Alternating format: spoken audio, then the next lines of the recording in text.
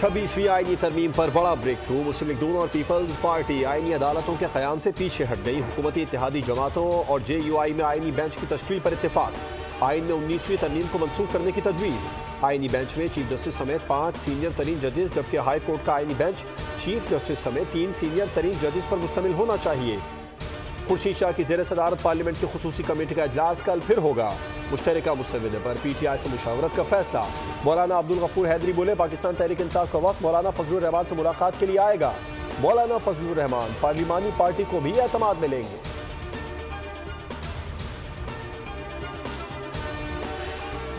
तक पहुंचा है उसकी कुछ जुज़ियात तफसीलात उन्होंने शेयर की हैं और ये इम्कानात ज़ाहिर किए हैं उन्होंने कि इंशाअल्लाह बहुत जल्द कंसेंसस कम्प्लीटली हो जाएगा, जो कि 80-90% बड़े मामलात पे हो चुका है। कुछ छोटी जुज़ियात हैं उन पे इंशाअल्लाह आज काम हो जाएगा। सेनेट में आईनी तरमीम का बिल पेश किया जाएगा। तमाम बड़ी जमातों की जानिब से मुश्तरका मुसव्वदे पर पहुंचने का इम्कान है। लीगी रहनुमा इरफान सिद्दीकी के सहाफ़ियों से गुफ्तगू, कहा बड़ी जमातें बड़ी हद तक तरमीम पर मुत्तफ़िक़ हैं।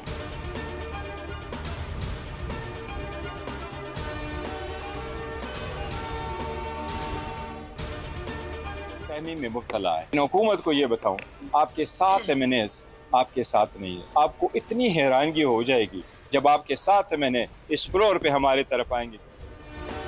आईनी तरमीम के लिए हुकूमती बेंच से 7 मेंबरान तरमीम के हक में वोट नहीं देंगे। आज मौलाना फजलुर रहमान से मुलाकात है। उम्मीद है मुस्बत पेशरफ्त होगी। बैरिस्टर गौहर की गुफ्तगू, कहा हमारे पास मुसव्वदा मौजूद है, उस वक्त देंगे जब हमारी बानी PTI से मुलाकात होगी। उमर अयूब ने कहा लोगों को 1 अरब रुपए तक ऑफर की जा रही है। कमेटी का काम आईनी तरमीम नहीं।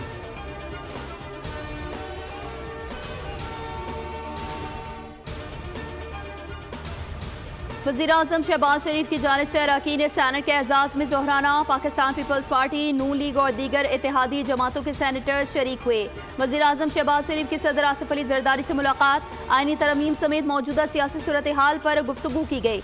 सदर ने SCO सरबराह कॉन्फ्रेंस के कामयाब इनेकाद पर वज़ीर-ए-आज़म को मुबारकबाद पेश की।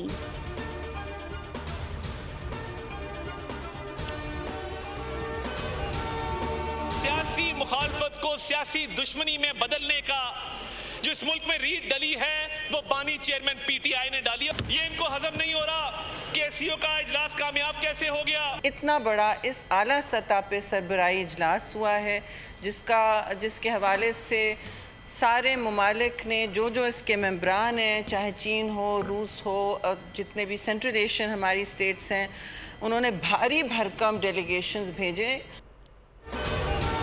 SCO सरबराह इजलास के कामयाब इनेकाद से मुतालिक कौमी असम्बली और सेनेट में करारदादें मंजूर।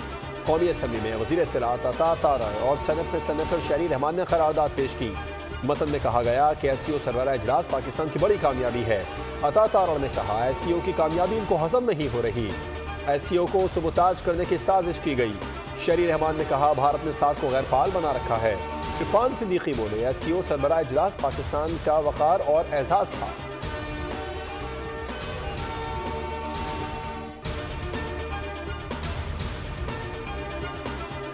पाकिस्तान में SCO कॉन्फ्रेंस का कामयाब इनेकाद। वज़ीर दाखिला की ज़िले इंतजामिया, इस्लामाबाद पुलिस और पाक अफवाज को शाबाश। कहा Punjab police, rangers, Sindh police भी शाबाश के मुस्तहिक हैं। तमाम फोर्सेस ने SCO के पुरअमन इनेकाद के लिए दिन रात काम किया। आपका जज्बा इलाकाई अमन और बैनुल अक़वामी ताउन की जानिब पाकिस्तान के अज़्म का अकास है।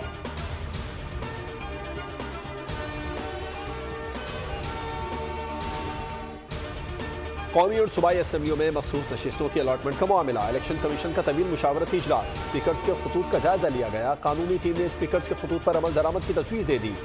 बताया कि इलेक्शन कमीशन मंजूर करदा तरमीमी एक्ट पर अमल दरामद का पाबंद है। ज़राए के मुताबिक इलेक्शन कमीशन मखसूस नशिस्तों के मामले पर कल फैसला करेगा।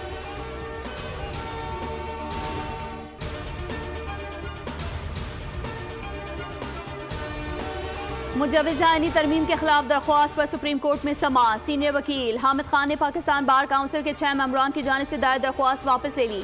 चीफ जस्टिस ने रिमार्क्स दिए, क्या दरख्वास्त गैर संजीदा थी जो वापस ले रहे हैं?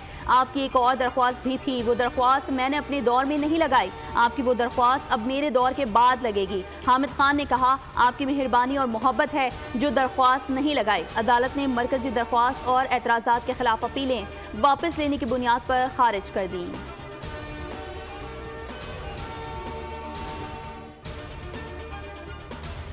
दियामर भाषा मोहम्मद डैम्स फंड केस की 9 अक्टूबर की समाअत का तहरीरी हुक्मनामा जारी। डैम्स फंड में मौजूद रकम हुकूमत को मुंतकिल करने का हुक्म।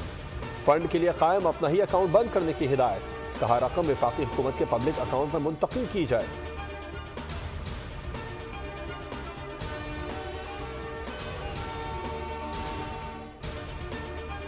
सिंध हाई कोर्ट में सोशल मीडिया प्लेटफॉर्म एक्स की बंदिश के खिलाफ दरख्वास्तों की समाअत। दरख्वास्त गुजार ने मौक़िफ़ इख्तियार किया कि पीटीए एक आज़ाद और खुद मुख्तार इदारा है। पीटीए वजारत दाखिला या फेडरेशन के हुक्म का ताबे नहीं है।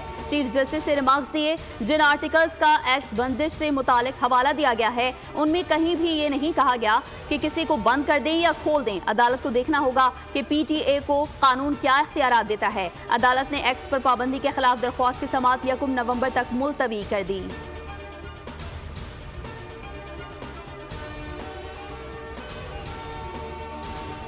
सिंध हाई कोर्ट में वज़ीर ख़ारजा इसहाक़ डार की बतौर डिप्टी वज़ीर आज़म तकर्रुरी के खिलाफ दरख्वास्त। वफाकी हुकूमत ने दरख्वास्त पर तहरीरी जवाब जमा करा दिया।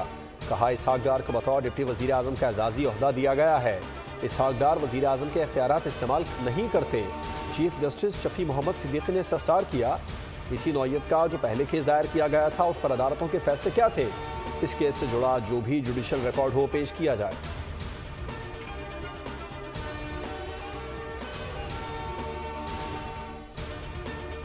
वज़ीर ख़जाना मोहम्मद औरंगज़ेब से अमरीकी सफ़ीर डोनाल्ड ब्लूम की मुलाकात। अमरीकी सफ़ीर को मुआशी इस्लाहात के हवाले से आगाह किया। वज़ीर ख़जाना ने कहा, हुकूमत टैक्स 2 GDP तनासुब को 13.5% तक ले जाने के लिए पुरअज़्म है। बगैर टैक्स वाले शोबों को टैक्स नेट में लाया जाएगा। अमरीकी सफ़ीर ने पाकिस्तान की मैक्रो इकनॉमिक इस्तेहकाम की कोशिशों को सराहा।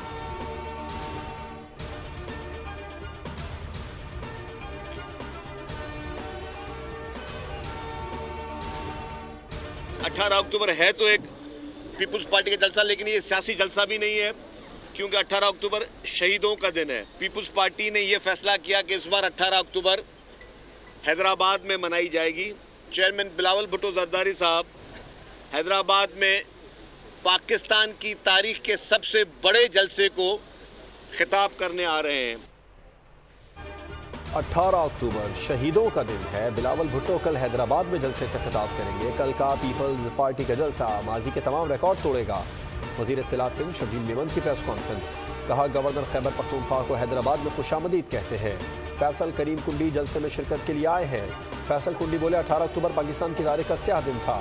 कल का जलसा शहीदों को सलाम पेश करने के लिए है।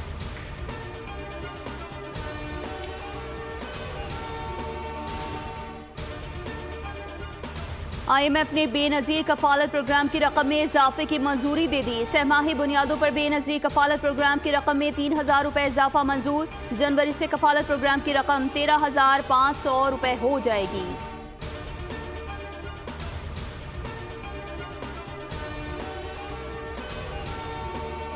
मुमताज़ समाजी शख्सियत हकीम सईद की आज 26वीं बरसी। इंसान दोस्त शख्सियत हकीम सईद ने हिकमत और तिब पर 200 से ज़ायद किताबें तहरीर की। उनका बच्चों के लिए हमदर्द नौनिहाल रिसाला मकबूलियत की बुलंदों को छुआ। हमदर्द पाकिस्तान और हमदर्द यूनिवर्सिटी के क़याम से लोग आज भी मुस्तफ़ीद हो रहे हैं। हकीम सईद की गिरां कदर खिदमत पर उन्हें निशान इम्तियाज से भी नवाजा गया।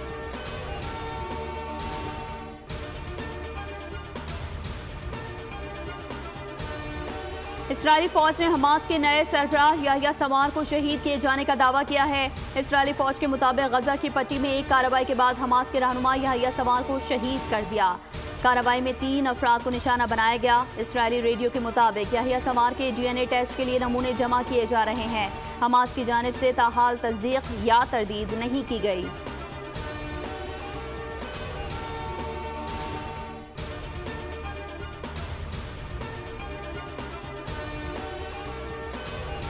इसराइल की गजा में बर्बरियत जारी। जबालिया कैंप के मुहासरे को 14 दिन हो गए। 2 लाख फलस्तीनी खुराक और पानी से महरूम, खाने पीने की अशिया की किल्लत हो गई।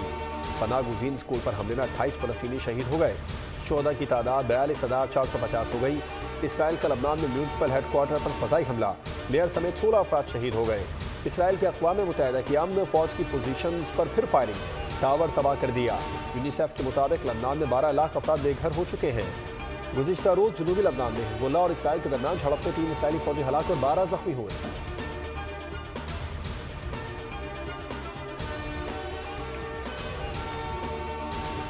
सदारती उम्मीदवार डोनाल्ड ट्रंप के इंतखाबी सर्वे में पोजीशन मजबूत। अमरीकी वोटर्स के रुझान में ड्रामाई तब्दीली। रवायती तौर पर डेमोक्रेटिक पार्टी के लिए अपना हक़ राय दही इस्तेमाल करने वाले अमरीकी मुसलमान वोटर्स भी इसराइल फ़लस्तीन तनाज़े पर तकसीम हो गए। ट्रंप मुमकिन तौर पर फातिह उम्मीदवार हो सकते हैं। अरब अमरीकी वोटर्स की अक्सरियत ने डेमोक्रेटिक सदारती उम्मीदवार कैमला हैरिस को मुस्तरद करके डोनाल्ड ट्रंप की हिमायत का ऐलान किया।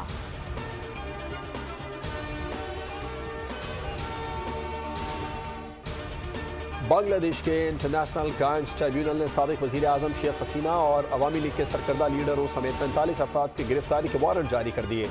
तमाम पर तलबा की तहरीक के दौरान इंसानियत के खिलाफ जराइम अंजाम देने का इल्ज़ाम है। हसीना वाजिद समेत तमाम मुल्ज़िमान को 18 नवंबर तक गिरफ्तार करके पेश करने की हिदायत। हसीना वाजिद अगस्त में भारत फरार हो गई।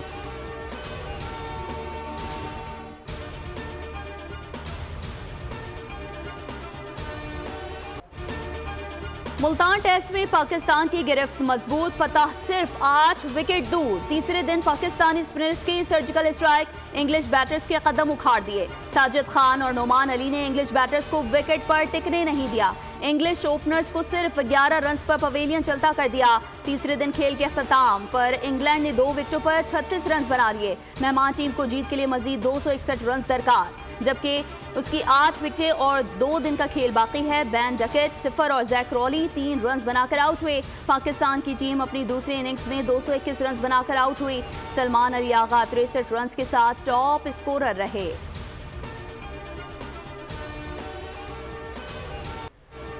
पाकिस्तानी स्पिनर्स ने पहली इनिंग्स में इंग्लैंड की बैटिंग लाइन का शिराजा बिखेर दिया। साजिद खान और नोमान अली की जोड़ी ने मेहमान टीम को पहली इनिंग्स में 291 रन पर ढेर करके मैच का नक्शा ही पलट दिया। साजिद ने 7 और नोमान ने 3 विकेटें उड़ाई। इंग्लिश बल्लेबाज स्पिन जाल में फंस गए। साजिद और नोमान की जोड़ी ने तिगनी का नाच नचा दिया। नोमान अली ने शुरुआत की, फिर साजिद खान ने इंग्लैंड की बैटिंग को तहस नहस कर डाला। साजिद खान ने 8 और नोमान अली ने 4 खिलाड़ी आउट किए।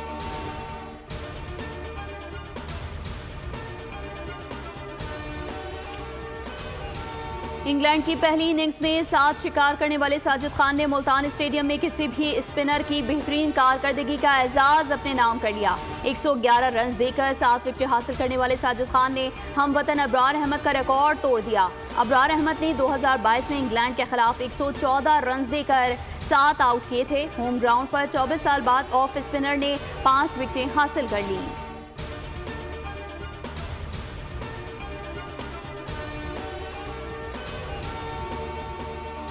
घर के भारतीय शेर घर में ही ढेर। भारतीय टीम टेस्ट क्रिकेट में होम ग्राउंड पर कम तरीन स्कोर 46 रन पर आउट। बेंगलुरु टेस्ट में न्यूजीलैंड के बॉलर्स ने भारतीय बैटिंग लाइन के परख चौड़ा दिए।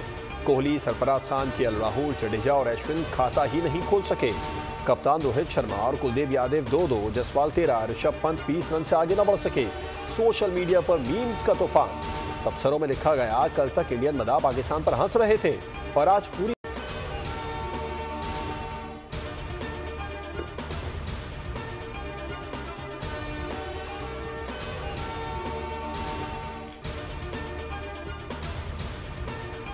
ICC women T20 world cup का पहला सेमीफाइनल। ऑस्ट्रेलिया ने जनूबी अफ्रीका को 135 रन का हदफ दे दिया।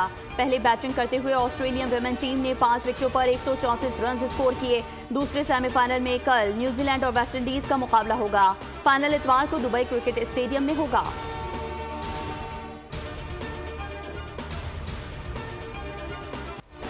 UEFA women champions football league में इंग्लिश क्लब मैनचेस्टर सिटी ने सेंटफोर्टन क्लब को 3-2 से हरा दिया। आर्सेनल ने वेलेरिंगा को 4-1 से पिछाड़ दिया। डिफाई चैंपियन बार्सिलोना ने स्वीडिश क्लब हेमरेबी को 9-0 से आउट क्लास किया। हैंसन और क्लॉडिया ने 2-2 गोल स्कोर किए।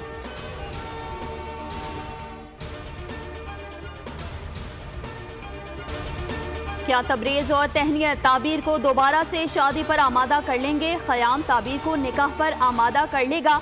एक लड़की की ऐसी कहानी जो अपने बाबा की जिंदगी के हालात से बाहर निकलकर कुछ सोचना ही नहीं चाहती। देखिए सस्पेंस से भरपूर टेलीफिल्म बोल कहानी की 13वीं किस्त, वो जो मेरा साया हो, कल रात 8 बजे।